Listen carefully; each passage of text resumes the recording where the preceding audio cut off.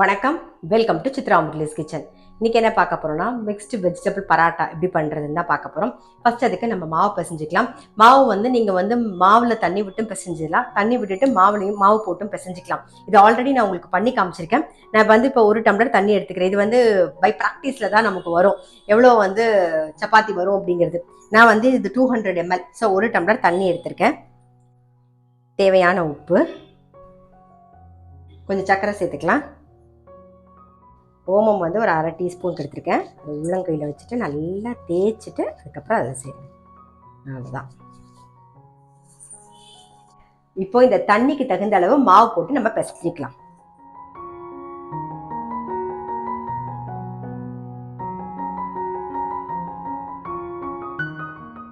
இன்னும் கொஞ்சம் மாவு சேர்த்துக்கலாம்.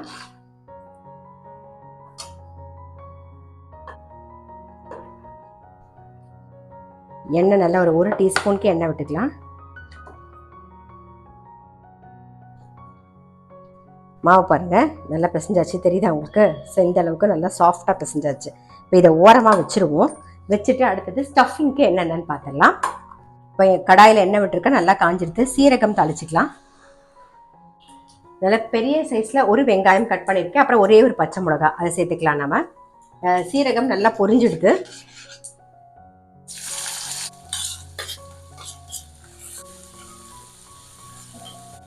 வெங்காயம் கண்ணாடி மாதிரி வதங்கணும். கண்ணாடி மாதிரி வதங்கிடுது.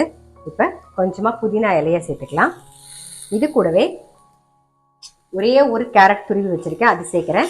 அப்புறம் கோஸ் துருவி வச்சுருக்கேன் ஒரு சின்ன கப்பில், அது சேர்த்துக்கிறேன். மஞ்சள் பொடி கொஞ்சம். இந்த மசாலுக்கு தேவையான உப்பை நம்ம இப்பவே சேர்த்துடலாம். கேரட்டும் கோஸும் நல்லா வதங்கிடுது. ஒரு பச்சை மிளகா போட்டிருந்தோமா, ஸோ காரத்துக்கு தகுந்த மாதிரி இதில் வர மிளகா பொடி சேர்த்துக்கலாம். தனியா பொடி கொஞ்சம், வரமிளகா பொடி, தனியா பொடி சேர்த்து நல்லா மிக்ஸ் பண்ணியாச்சு. கரம் மசாலா பொடி சேர்த்துக்கலாம். மீடியம் சைஸ்ல 2 உருளைக்கிழங்கு வேக வச்சு மசிச்சு வச்சிருக்கேன். இப்போ அதை சேர்த்துக்கலாம். நம்ம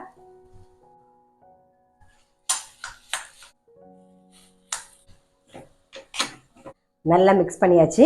இந்த ஸ்டஃபிங் நம்ம சப்பாத்தி பராட்டாக்கு மட்டும் கிடையாது. நீங்கள் சமோசா பண்ணுறதா இருந்தாலும் இதே மாதிரி ஸ்டஃப் பண்ணிக்கலாம். அப்படி இல்லைன்னா நம்ம கட்லெட் பண்ணோம்னு நினச்சோன்னா இதை கட்லெட் மாதிரி பண்ணியும் நம்ம பொரிச்சோ சாப்பிடலாம். ஸோ ஷாலோ ஃப்ரையோ இல்லை பொரிச்சோ எப்படி வேணாலும் சாப்பிடலாம். இது ரொம்ப முக்கியமானது கொத்தமல்லி. ஸோ கொத்தமல்லி நிறைய போட்டுக்கலாம். இதெல்லாம் மிக்ஸ் பண்ணிவிட்டு ஆஃப் பண்ணிடலாம். கொஞ்சம் ஆறட்டும். ஸ்டஃபிங் நல்லா ஆறிடுது. ஸோ நான் உருட்டி வச்சுட்டேன். இந்த ஸ்டஃபிங் நீங்கள் ப்ரெட்டில் கூட சாண்ட்விச் பண்ணும்போது கூட பண்ணிக்கலாம், அதுவுமே நல்லாயிருக்கும். அதே மாதிரி மாவு பிசைஞ்சதும் நல்லா பாருங்கள், பார்த்தா தெரியும், சாஃப்ட்னஸ் பார்க்கும்போதே உங்களுக்கு தெரியும். ஸோ நான் ஒரு 6 உருண்டை உருட்டி வச்சுட்டேன். இப்போ இதை ஸ்டஃபிங் தான் பண்ண போகிறோம். கிண்ணம் மாதிரி பண்ணிக்கலாம்.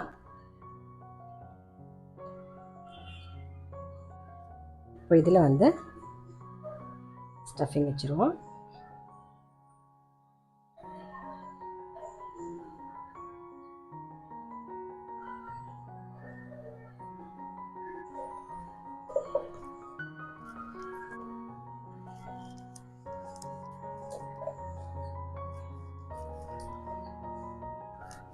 காஞ்சிடுத்து. நம்ம இட்டதை போட்டுடலாம்.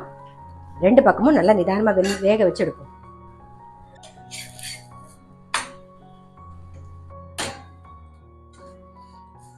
எடுத்துடலாம். நம்ம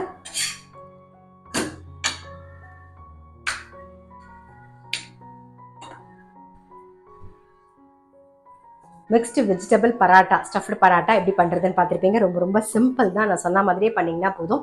இது ஸ்டஃப் பண்ணி பண்ணுறதுக்கு ரொம்ப ஈஸியாக இருக்கும். மாவு தண்ணி விட்டுட்டு நீங்கள் மாவு பிசைஞ்சு ஆல்ரெடி நான் சொல்லி கொடுத்துருக்கேன். அதே மாதிரி பிசைஞ்சிங்கன்னா ரொம்பவே சாஃப்டாக வரும்.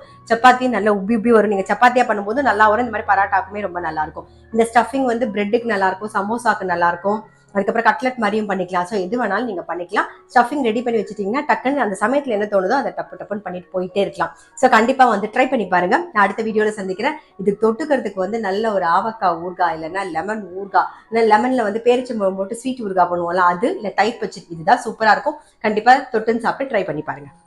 நான் அடுத்த வீடியோவில் சந்திக்கிறேன்.